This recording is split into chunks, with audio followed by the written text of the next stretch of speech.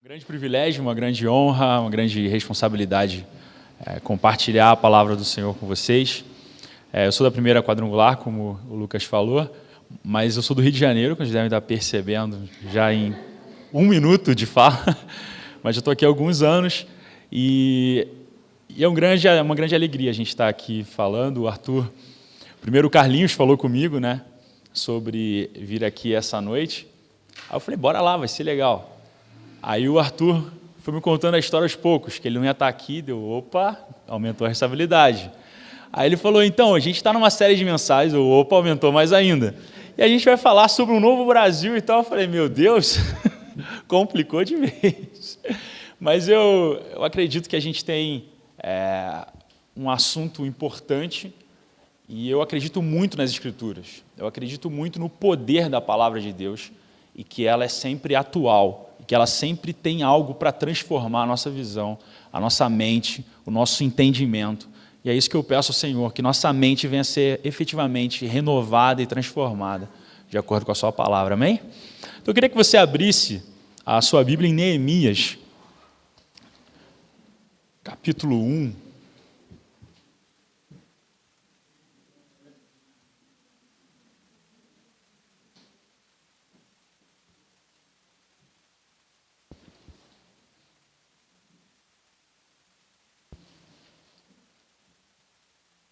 Tem Neemias na Bíblia, acredite.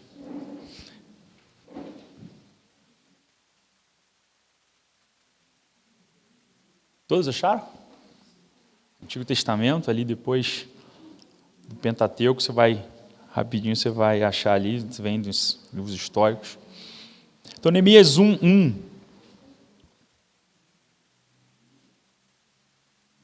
Vou esperar o pessoal folheando, né?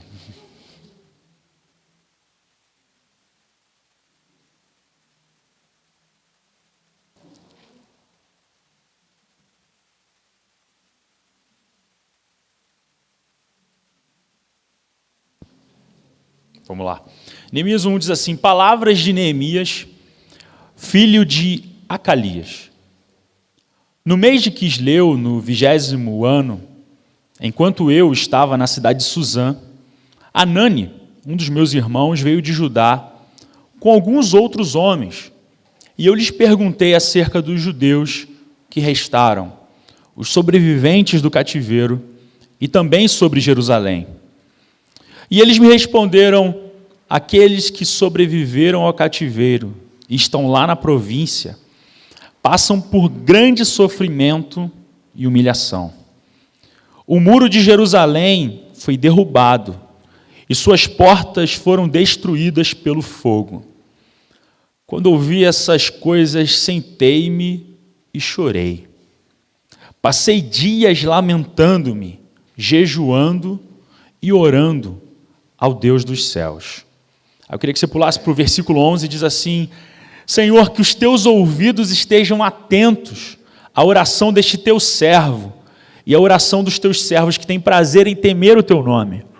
Faze com que hoje este teu servo seja bem-sucedido, concedendo-lhe a benevolência deste homem.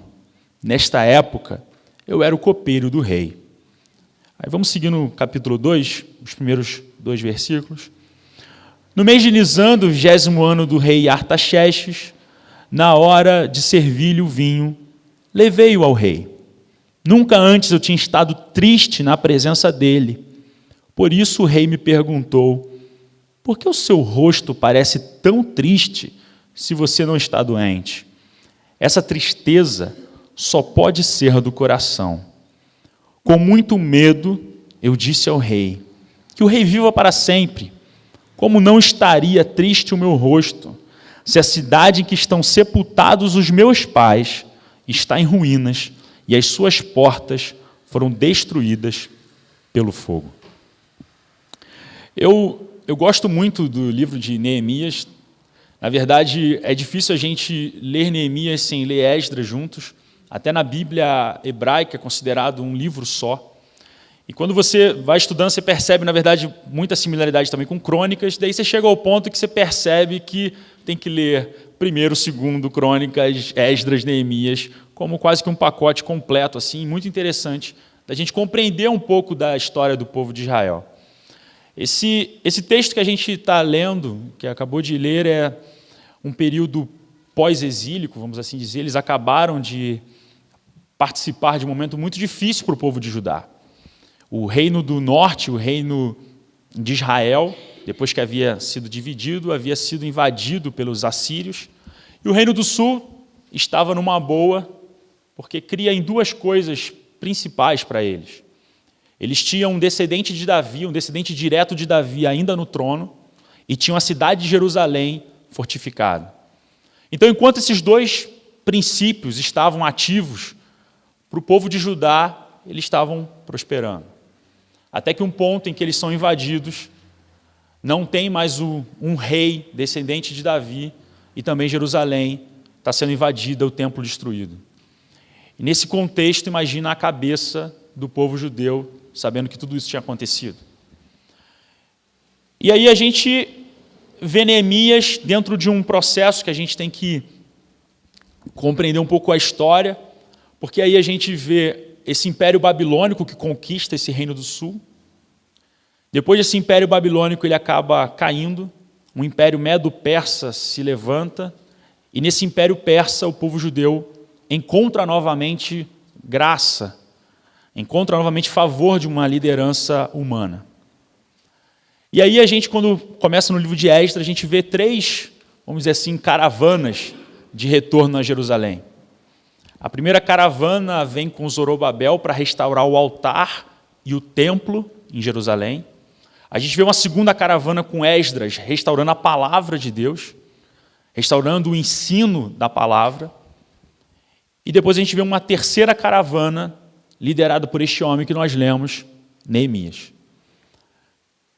E quando a gente começa a observar a característica desses dois livros, Esdras e Neemias, um primeiro ponto importante, e que eu vejo similaridade com essa problemática que estamos tratando, um novo Brasil que nós queremos, é que há esperança. Se para o povo judeu, que perdeu aquilo que era tão principal para eles, que era destruir o templo, houve esperança para eles, eu tenho certeza que há esperança para a gente. Há esperança. Embora pareça muitas vezes que não há. Às vezes, as nossas conversas como cristãos é de alguém que não acredita que há esperança. Ou pior, que coloca a sua esperança em algo que não é Deus. Isso é muito difícil para a gente ter que assumir que talvez a gente esteja colocando a nossa esperança no lugar errado e não em Deus. E nessa confusão toda que o povo judeu estava vivendo, homens conseguiram olhar para cima e dizer: há uma esperança em Deus. Ainda que o templo, e olha que difícil, o templo derrubado, eles olham para Deus e falam: há esperança, e nós vamos reconstruir Jerusalém, vamos reconstruir o templo novamente. Então, eu começo a pensar e a refletir, será que a gente tem compreendido que o Deus que nós servimos está acima do governo humano? Será que de fato, vamos ser sinceros, nós cremos que o governo divino é superior ao governo humano? E eu queria que a gente lesse rapidamente o que está em Salmos. Olha o Salmo 2. Que interessante a perspectiva do salmista.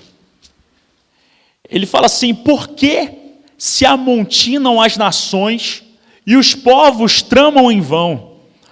Os reis da terra tomam posição e os governantes conspiram unidos contra o Senhor e contra o seu ungido. E dizem: façamos em pedaços as suas correntes, lancemos de nós as suas algemas. Agora, olha esse versículo 4. Do seu trono nos céus, o Senhor põe-se a rir e caçoa deles. Será que é esse entendimento que nós temos do Deus que nós servimos, que Ele está num trono acima, e quando Ele vê a movimentação de governos humanos, Ele é capaz de rir, porque o poder dele é muito superior. Mas será que isso faz parte do nosso entendimento como cristãos? De que o governo de Deus é acima desse governo humano? Será que nossos olhos conseguem ultrapassar aquilo que nós vemos? Então, quando eu olho para Neemias, eu vejo um homem que não se amedrontou diante do governo humano, que viu esperança e que eu acredito que tem algumas lições importantes que nós podemos trazer para a nossa vida diante desse texto. Neemias 1:4, a parte A, ele diz assim: quando ouvi essas coisas, sentei-me e chorei. O que eu percebo de Neemias é que ele olha a situação e ele não é parte apenas do problema. Ele não vê apenas o problema externo de outras pessoas, mas ele fala, cara, isso está me afetando. Eu vou sentar e vou chorar. Não tem como olhar esse texto e não pensar em Romanos 12:15, quando diz, alegre-se com os que se alegram e chorem com os que choram. Será que a gente, de fato, se importa com o nosso país? Quando eu entendi que é esse tema, né, um novo Brasil, de que Brasil nós estamos falando? Eu falei para vocês que eu sou carioca, mas na verdade meu pai é baiano, eu nasci no Rio de Janeiro e moro no Sul. Então, quando eu converso às vezes com alguns parentes, e quando eu vou, por exemplo, para o Nordeste, cara, a conversa, o entendimento de país, de Brasil, de Estado, é muito diferente do nosso. Mas será que quando nós oramos por essa nação, a gente ora de fato pela nação ou a gente ora pelo nosso bairro aqui? Vai no máximo até ali a prefeitura e, quiçá, o governo estadual.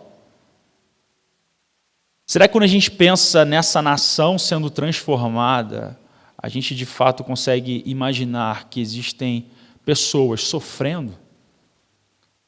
Será que a nossa oração alcança ou a gente está resolvendo o nosso problema aqui de Curitiba? Tá bom. Então, de que Brasil a gente está falando? De que país a gente está falando? E o que eu acho belo de Neemias é porque ele estava numa posição dentro do reinado persa, em que a vida dele estava muito boa, estava muito confortável. Mas ele se compadeceu dos que estavam em Jerusalém sofrendo. Será que, de fato, o nosso coração está se compadecendo do que está acontecendo fora da nossa vizinhança? Então, Neemias tem uma visão que, cara, eu preciso fazer algo. Está acontecendo algo em Jerusalém que eu quero me importar. E quando a gente chega em Neemias 6, de 10 a 11, ele diz assim, um dia fui à casa de Semaías, filho de Delaías, neto de Meteabel, que estava trancado portas adentro. Ele me disse, vamos encontrar-nos na casa de Deus, no templo, a portas fechadas, pois estão querendo matá-lo. Eles virão esta noite. Todavia eu lhes respondi, acha que um homem como eu deveria fugir? Alguém como eu deveria entrar no templo para salvar a vida? Não, eu não irei. Nesse texto aqui de Neemias 6, que eu acabei de ler, ele já está reconstruindo os muros de Jerusalém.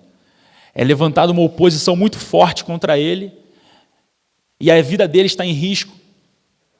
E aí oferecem para ele isso, não, vamos se esconder dentro do templo. Ele fala, cara, você acha que eu vou me esconder no templo? E aí é impossível não fazer uma analogia e pensar, será que a gente não está se escondendo dentro da igreja? Será que a gente não está olhando para a igreja como um abrigo seguro? Vamos fechar as portas e resolvendo o problema da igreja, apenas nós estamos bem. Mas Neemias tem uma outra postura. Ele olha e fala, cara, eu não posso fazer isso. Eu não posso simplesmente me esconder. Eu preciso me importar com o que está acontecendo lá fora. E como igreja, nós temos nos importado com o mundo lá fora, de fato? Temos sido relevantes? Então Neemias percebe que se posicionar fora da sua pequena comunidade traria problemas para ele, mas mesmo assim ele se posicionou. E nesse versículo 1:4, ele fala que depois que ele ouviu as coisas, sentou, chorou, e aí diz que ele diz: passei dias lamentando-me, jejuando e orando ao Deus dos céus. Depois que ele chorou, ele compreendeu que ele precisava pegar esse choro e levar a Deus, buscar em oração a Deus. E eu gostei muito que quando estávamos aqui no momento de adoração e louvor, ele falou um pouco sobre murmuração. E será que não é isso às vezes que a gente primeiro faz? A gente se compadece até, e o que a gente transforma esse choro? Essa reclamação, ao invés de virar um lamento para Deus, vira uma murmuração coletiva. E a gente tem vivido um tempo ainda de redes sociais, de mídias, que a murmuração efetivamente ela é coletiva. A gente nas mídias está coletivamente murmurando o tempo todo. E eu gosto do Salmo 1, porque ele diz assim, que bem-aventurado é o homem que não anda no conselho dos ímpios, e na Almeida eu gosto dessa progressão, que dá a ideia nesse linguajar poético, bem-aventurado aquele que não anda no conselho dos ímpios, não se detém no caminho dos pecadores e não se assenta na roda dos escarnecedores. Antes o seu prazer está na lei do Senhor. Mas consegue perceber como é um processo, um caminhar? Você está indo muito bem na sua vida cristã até o ponto que você começa a andar no conselho do ímpio. Até o ponto que para a sua caminhada. E aí chega num momento triste de se sentar na roda daqueles que escarnecem de Deus. É um processo muito, muito feio, muito difícil da gente imaginar, mas que talvez você está aqui hoje, você conhece pessoas que começaram tão bem uma caminhada cristã, mas que começaram a andar no conselho, pararam e hoje estão sentados nessa roda. Mas será que isso não é uma reflexão que a gente precisa fazer? Em que estágio eu estou? Será que eu já não estou andando no conselho dos murmuradores? Será que já não é essa vida que a gente tem levado? E eu percebo isso constantemente. Eu lembro, há um tempo atrás, quem já recebeu visita de ex-colega de trabalho? Já recebeu uma visita de ex-colega de trabalho? Ex-colega de trabalho, ele chega só contando coisas boas. Dificilmente ele traz um ambiente positivo. É geralmente assim, lá tudo maravilhoso e tal. E aí quem permaneceu na empresa anterior começa a ter aquele sentimento de: nossa, aqui realmente é ruim, acho que está na hora da gente sair, eu acho que não está legal. E eu presenciei essa conversa, e eu comecei a perceber que de repente estava todo mundo infeliz em minutos, porque a grama do vizinho estava muito mais verde que a nossa. E por poucas coisas, a gente acaba contaminando o nosso coração, contaminando-nos com as notícias, com as coisas, e a gente simplesmente vira um bando de murmuradores. E o pior é, será que há diferença entre nossa reclamação do que há fora da nossa comunidade cristã? Será que de fato o nosso lamento está sendo entregue para Deus? Ou é só mais uma murmuração coletiva? E aí, quando eu observo aqui, eu sou desafiado, porque eu vejo Neemias orando ao Senhor, pegando esse choro, essa tristeza, essa reflexão de que há um problema na nossa comunidade, há um problema em Jerusalém, e ele leva isso em oração a Deus. Mas a pergunta que eu nos faço é: será que a gente de fato acredita no poder da oração? Não, lógico que a gente acredita no poder da oração. Mas será que isso é verdade? Vou contar uma história constrangedora para vocês, porque só cantar história boa não é bom no púlpito, né, gente? Eu lembro, eu tinha casado há pouco tempo, e aí eu estava dormindo, num dia de semana, quando eu começo a ouvir aquela voz vindo do além, Isaac, Isaac, Isaac. E eu falei, eis que estou... Não falei isso, gente. Aí a minha esposa está me chamando. Daí eu olhei assim, ela, nossa, eu estou morrendo de dor. Cara, na hora assim, ó, comecei a pensar, cara, madrugada, vamos sair, vamos para o hospital, amanhã trabalhar com sono, meu Deus, por que tudo isso, Senhor? E daí ela vira para mim e fala, você pode orar por mim? Gente, que vergonha. Eu orei, mas que vergonha. E ela está aqui hoje, ouvindo. Mas eu já contei essa história várias vezes porque me impactou muito de perceber que, na verdade, muitas vezes, o primeiro pensamento que vem na nossa mente não é orar, não é buscar o Senhor. Eu estou sendo honesto com vocês, espero que você seja honesto com você também. Será que muitas vezes a primeira reação nossa não é orar? É como eu posso solucionar esse problema. E Neemias não fez isso. Neemias, ele antes de tomar qualquer atitude, qualquer ação, ele levou o seu lamento ao Senhor. E será que diante das injustiças que a gente vê, dos problemas que a gente vê, será que a gente não tem colocado demais a nossa expectativa em homens? Demais a nossa esperança em homens? E o que eu percebo que Neemias compreendeu é que o favor do homem é consequência do favor de Deus. Eu preciso do favor de Deus. E quando Deus se move em nosso favor, não interessa o que o homem pensa. Ele faz até o que ele não quer. A gente ouve coisas assim, do gênero, olha, eu nem ia fazer isso, mas não sei por que eu vou fazer. E quem tem uma mente transformada percebe, Deus está agindo em meu favor. Eu encontrei o favor de Deus, e o favor de Deus está movendo o favor do homem. Mas é tão comum a gente inverter isso e buscar o favor do homem primeiro, ao invés de buscar o favor de Deus. Então, um princípio tão elementar da vida cristã, que é ter uma vida de oração, às vezes, na prática, esse não é a primeira iniciativa nossa como resposta a uma situação difícil. E eu aprendo com Neemias e sou desafiado com ele de que a minha primeira ação não pode ser outra a não ser levar em oração. Entre o capítulo 1 e o capítulo 2, se passaram 4 meses. 4 meses em que Neemias apenas buscou ao Senhor antes de falar com o rei. 4 meses orando. Gente, 4 horas orando já é muito.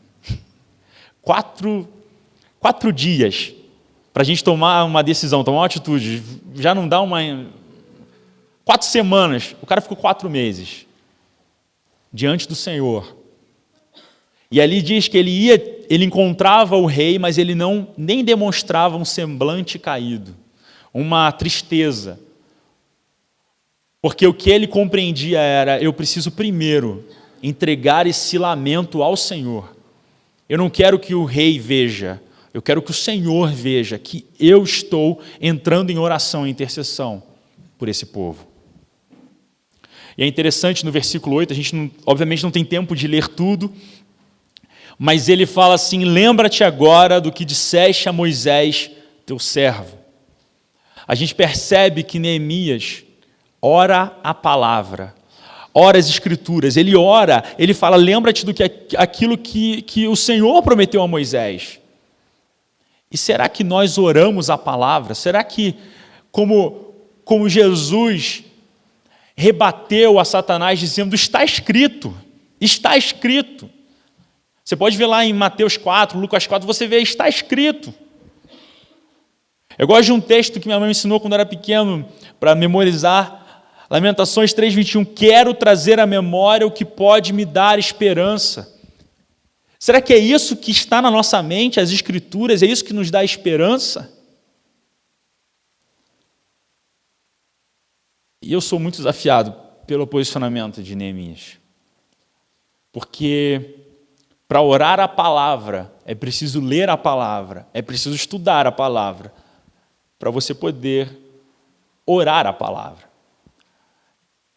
Mas isso eu sei que na presbiteriana é muito forte, o pessoal lê muito a Bíblia.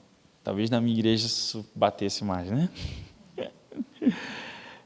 Então, o primeiro passo que a gente percebe de Neemias é: eu vou levar isso ao Senhor.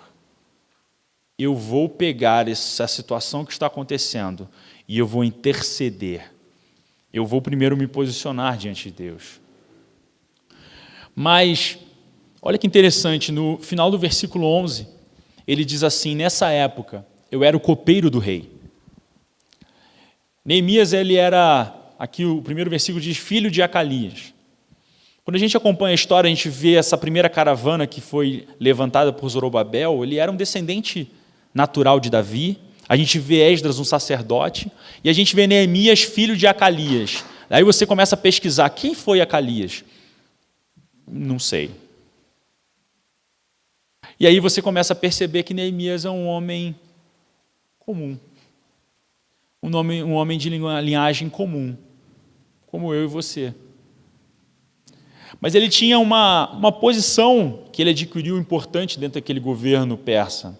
Ele tinha um cargo de confiança, porque ser copeiro era a pessoa responsável por testar a bebida. Aqui diz que ele testou o vinho antes de entregar para o rei. Já deve ter visto isso em alguns filmes, não? Que tem uma pessoa que bebe antes do rei para ter certeza que o rei não será envenenado. Então, é uma pessoa de confiança, uma pessoa de caráter aprovado, uma pessoa em que o rei confia. E a questão é, será que nós cristãos temos sido pessoas de confiança dentro da sociedade? Será que podem confiar na nossa palavra? Será que a nossa palavra, como Jesus disse, sim, sim, não, não? Será que quando nós nos comprometemos com algo, não, pô, ele falou que vai, ele vai, não preciso confirmar, não preciso verificar. Infelizmente, como comunidade cristã, a gente ficou muito bom em evangelizar, em falar de Cristo. Mas, infelizmente, o que eu tenho observado é que, às vezes, nosso discurso é incoerente com as nossas atitudes. A gente aprendeu a falar sobre Cristo, mas talvez não tanto a viver como Ele. E isso é interessante, porque quando você pega as pesquisas, você vê que 87% do Brasil se diz cristão. Incluindo, obviamente, católicos, evangélicos, protestantes, enfim, como você quiser fazer essa divisão. 22% se diz evangélico. E ainda assim, a gente vê corrupção não só na televisão. A gente vê corrupção no nosso prédio. A gente vê corrupção na rua, no mercado. A gente vê corrupção em tudo quanto é lugar. Então tem uma coisa errada. Eu acho que tem alguma coisa errada. A gente vê corrupção quando você vai ao mercado e você devolve o troco e a pessoa se assusta. Porque não é comum mais isso acontecer. Só reclamamos quando vem a menos. Quando vem a mais, glória a Deus, o Senhor, está multiplicando. Então, é estranho isso. É estranho em que ponto chegou a forma como está a nossa convivência social. Eu lembro assim que trocou o meu chefe, nós tivemos uma substituição, e aí quem já trocou de chefe sabe, aquele começo meio estamos nos conhecendo profissionalmente, E aí ele veio me fazer uma pergunta técnica e tal. Eu falei, realmente, eu errei. E ele estava meio fazendo outras coisas, ele olhou para mim, o que você está dizendo? Eu falei, eu errei. Você está assumindo que você errou? Sim, eu errei. E aquele cara me olhou assustado e falou assim, eu conheço pouca gente aqui dentro que assumiria o seu erro e não colocaria a culpa em outra pessoa, ou no sistema, enfim. Mas, irmãos, isso era para ser tão diferente? E a gente chegou num ponto que observar as Escrituras e viver como as Escrituras nos orientam ficou estranho demais para a sociedade que estamos vivendo. E eu confesso, eu estou contando coisas boas, já contei algumas ruins, né? Mas não é tudo que é certo. Depois conversa com a minha esposa, você vai descobrir que tem coisas erradas, bem erradas, que eu gostaria de ser melhor ainda. E a gente percebe que a gente precisa de um caráter aprovado. É muito fácil a gente condenar quem está lá fora, mas será que nas nossas pequenas atitudes nós de fato somos pessoas confiáveis? Somos bons cristãos? Será que quando estivéssemos ou se estamos em posição de poder, de influência, de decisão, a nossa decisão é baseada em princípios cristãos? Numa visão cristã que se importa com o outro de fato? Será que quando você pode abençoar uma pessoa, você abençoa? Será que você sabe na tua empresa lá que tem uma vaga aberta, você ajuda alguém a conseguir uma vaga de emprego? Ou não, eu não me importo. Será que nós temos um caráter realmente que se importa com as pessoas? Qual foi a última vez que nós ouvimos um problema de alguém e, ao menos, oramos por aquela pessoa? Então, quando eu olho para Neemias, eu sou muito desafiado, porque eu vejo um cara que tem um posicionamento que me mostra que ainda tem muita coisa para melhorar. Neemias 2, ele diz que com muito medo, ele disse ao rei o que ele estava passando. Aqui diz que no versículo 4, ele diz que o rei perguntou, o que você gostaria de pedir? E ele diz que ele orou ao Deus dos céus rapidamente e respondeu ao rei, se for agrado do rei e eu puder contar com o Senhor da sua benevolência, deixa eu ir à cidade onde os meus pais estão enterrados. Neemias, ele sabia que depois que ele falasse com o rei, a vida dele ia ser completamente diferente. Depois que ele tomasse uma posição perante a sociedade de restabelecer os muros, a vida dele não ia ser moleza. Mas mesmo com medo, ele aproveitou a oportunidade, se expôs. Então, queridos, a gente não pode também viver num mundo fantasioso, mas a verdade é que a gente precisa se posicionar em oração, mas também precisa sair da nossa zona de conforto. Precisa ter um caráter aprovado e precisa atuar como um bom cristão, em defesa, tendo uma atitude real, em defesa daqueles que sofrem, e fazer algo realmente, se posicionar, e se posicionar fora, dentro da igreja, porque a gente precisa vencer o nosso medo. Por exemplo, dentro da igreja, você fala assim, cara, eu queria um dia pregar. Aí não sei se vocês têm células, grupos pequenos, geralmente tem algo com algum nome parecido com isso. E aí falam assim, olha, amanhã você traz uma palavra para a gente, você traz um devocional, você compartilha o roteiro, você faz uma oração. E aí você fala, não, mas eu sou novo aqui, vamos esperar mais um pouquinho e depois eu compartilho. A gente precisa tomar uma atitude. Como é que você vai chegar aonde talvez Deus tenha falado com você já há algum tempo, mas você está só orando, mas não está se posicionando? Eu tenho um chamado evangelístico. Vai ter que começar a evangelizar alguém. Ou nem que seja você mesmo. Então começa diante do espelho evangelizando você mesmo. Mas por algum lugar a gente tem que começar, a gente tem que tomar uma atitude. A história nos conta que Neemias se posicionou, foi autorizado pelo rei, ele começou a reconstruir os muros, ele tomou esse passo de fé, e tomar um passo de fé é compreender que, olhar para a situação e falar, olha, vou tentar.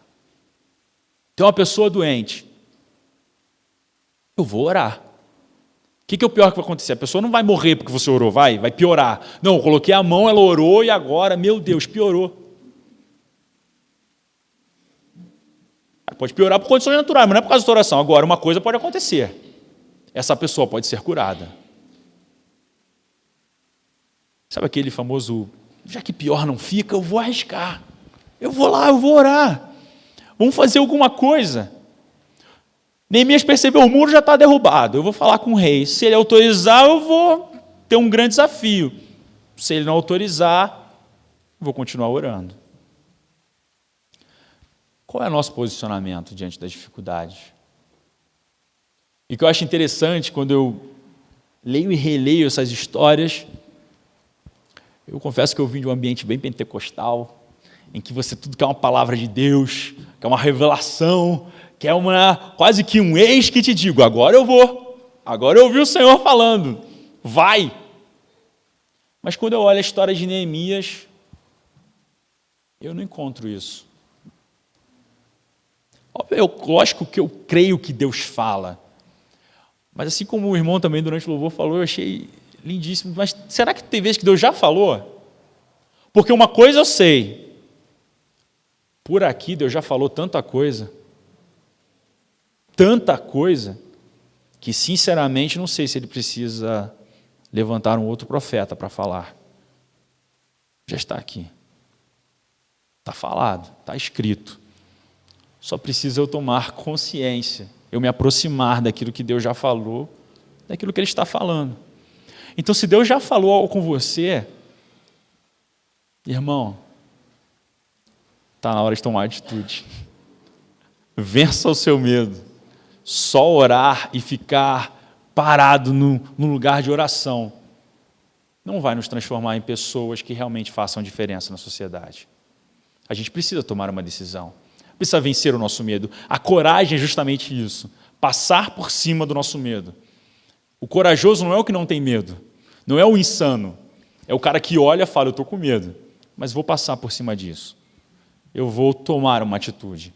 Eu vou fazer aquilo que eu sei que a Bíblia me diz que eu tenho que fazer. E a gente vai seguindo a história de Neemias. E quando a gente percebe que Neemias está num projeto de reconstruir um muro. Não se reconstrói um muro sozinho, né? Neemias precisava de gente na comunidade que comprasse aquele projeto de reconstruir o muro. E a gente percebe, eu te estimulo a poder ler Neemias depois completamente o livro, porque obviamente não dá tempo da gente ler todo, mas a gente percebe que no versículo 12 a 16, que ele durante um tempo ele foi para Jerusalém, ele não saiu compartilhando com todo mundo, ele fez uma análise geral de como que estava a situação, mas ele percebeu que precisava do apoio da comunidade, e aí ele compartilha com pessoas que podem apoiá-lo nesse projeto. Será que ao invés da gente estar na roda dos murmuradores, será que a gente não pode ser um pouco mais estratégico? Olhar ao nosso redor e falar, cara, tem gente aqui que quer se unir em oração, que quer se posicionar, quer fazer diferença, vamos nos unir. Então essa estratégia de Neemias é muito importante para a gente. Às vezes a gente está só cercado de gente que nos coloca para baixo. E aquelas conversas vão nos colocando para baixo. E, cara, como é bom quando você compartilha com alguém. Eu tenho pessoas na minha vida, amigos, que eu gosto de conversar com eles. Porque sabe gente que parece que tudo vai dar certo. Você fala assim, o cara é insano. Como é? Não, cara, olha, você é talentoso, você consegue. Nossa, é verdade, cara. Ou eu vou junto com você. A gente sempre tem alguém dessa natureza, não tem? Parece que o cara, você fala, cara, esse cara é louco, ele vive em outra realidade. Aí você fala, pô, mas esse tipo de gente que coloca a gente para cima. Porque para apontar o dedo nos nossos defeitos e dizer, cara, você não tem capacidade para fazer isso, a gente está cheio. Será que a gente consegue se unir como cristãos e dizer, cara, a gente pode fazer a diferença? Infelizmente, talvez não aqui, Mas até dentro da igreja, às vezes a gente tem pessoas que só nos colocam para baixo. Mas tem gente que caminha, que está perto da gente, que quer colocar a gente para cima. Vamos nos unir em oração com gente que está buscando a Deus de verdade e seriedade. E ao invés de transformar a comunidade numa roda de murmuradores, uma roda de intercessores, será que isso não é um desafio importante para a gente como igreja, nessa cidade, nesse país? Neemias orou, ele trabalhou, ele enfrentou dificuldade, ele teve que levantar guarda para proteger o desafio de erguer os muros, mas ele seguiu focado na tarefa. Os olhos dele sabiam o que ele tinha que fazer. E ao longo do texto a gente vê alguns adversários, dois principais deles, Sambalat e Tobias, convocando pelo menos umas 5 vezes Neemias para uma reunião, para mostrar para ele quão difícil ia ser levantar aquele muro e que havia uma posição real e que a vida dele estava correndo risco de vida. Mas Neemias estava ocupado demais com o projeto para ficar ouvindo a oposição. Neemias estava ocupado demais com aquilo que o seu coração desejou e que ele recebeu aprovação divina e humana para ficar olhando e tendo reuniões com os opositores. Eu acredito que quando a gente olha para a vida de Neemias, quando a gente olha para as Escrituras, se a gente colocar nossa mente em oração, em leitura da palavra, se cercar de pessoas que acreditam que realmente há poder na nossa oração, a nossa visão vai mudar. A nossa visão vai ser muito menos pessimista e vai ser uma visão mais bíblica, mais cristã, uma visão que realmente olha para os céus e fala: eu conheço, eu sirvo a um Deus que é superior, que está acima e que ri quando os governantes tentam vir contra aquilo que o Senhor determinou, porque a quem eu sirvo, ele é superior às autoridades terrenas. Eu acredito que se nós estivermos mais focados na palavra e menos nas informações que vêm na mídia, a gente vai olhar para essa nação como uma oportunidade de reconstrução, uma oportunidade da igreja ser relevante num ambiente que não há esperança. E perceber que há esperança, mas a esperança não vem de homens, a esperança não está no nosso voto. Isso faz parte de um mundo democrático, mas a nossa esperança real está em Cristo Jesus. Amém? Eu não posso terminar essa palavra sem a gente ter um momento de oração pelo nosso país. Porque se a gente está falando de oração, está falando do que a Escritura está nos ordenando a fazer, eu acredito que seja importante a gente, diante disso que nós lemos das Escrituras, dizer: Senhor, ajuda-nos. A nossa esperança está em Ti. Vamos nos colocar de pé.